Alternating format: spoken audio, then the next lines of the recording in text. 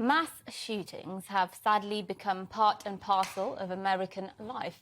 So many innocent people's American dreams are shattered by the bullets of a rifle at the hands of a crazed lunatic. A few weeks ago, a massacre in which 19 children and 2 teachers were killed became both the deadliest mass shooting in the United States this year so far, as well as just the latest mass school shooting.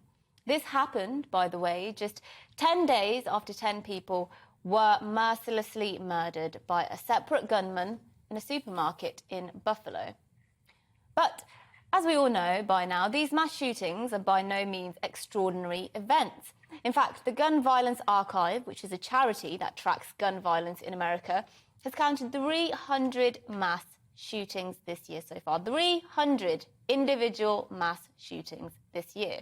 Last year, this morbid tally totaled nearly 700. Now, the latest took place yesterday, where upon a rooftop, a deranged 22-year-old man named Bobby E. Crimo in Illinois shot a high-powered rifle onto a crowd. The victims had just gone out to celebrate the 4th of July, Americans' Independence Day celebrations. The young shooter killed 6 people, wounded dozens, some as young as 8 years old. It was only after an 8-hour manhunt that the suspect was apprehended and taken into custody.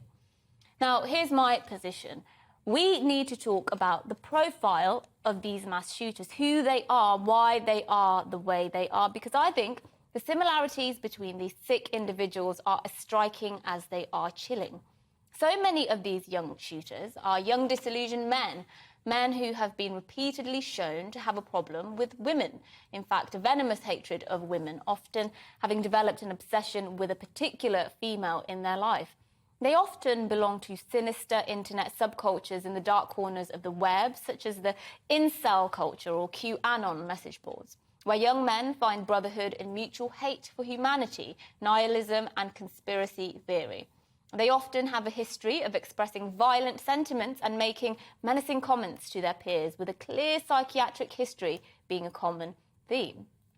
They also often have a history in reveling in demonic, violent content. In fact, in this latest example, there was a fixation on violent video games and disturbing and incredibly violent music videos, in fact, produced by the shooter himself. They often feel paralysed by an inability to find meaning and masculinity in society. Masculinity, that has become a dirty word in this day and age. But instead of whining about toxic masculinity, perhaps it's time we take it seriously. We take masculinity seriously. And I think this tweet from Ali Beth Stuckett, author and podcast host, makes a pertinent point.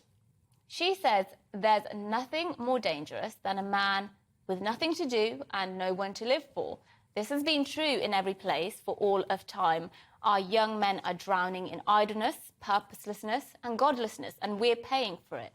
That's Ali Beth Stuckey speaking there just earlier today. Now, I'm not saying that video games, music or message boards are the cause of these horrific incidents. I'm well aware of that classic adage that correlation is not causation. Nor am I suggesting that we can, in any meaningful way, regulate those things without infringing on artistic creation and freedom of expression. But what I am saying is that it's absolutely no coincidence that so many of these young killers fit a very particular profile. And in fact, I would go as far as saying, if we want to stop young men going down this destructive anarchic rabbit hole of doom, we need to take young men more seriously. We need to open a conversation about how we can give young men meaning instead of vilifying them all the time, how we can nip the disordered and noxious tendencies of unloved and despondent young men in the bud. If we don't, this is a problem that isn't going away. And I fear that this is a problem that will no longer just be an American problem.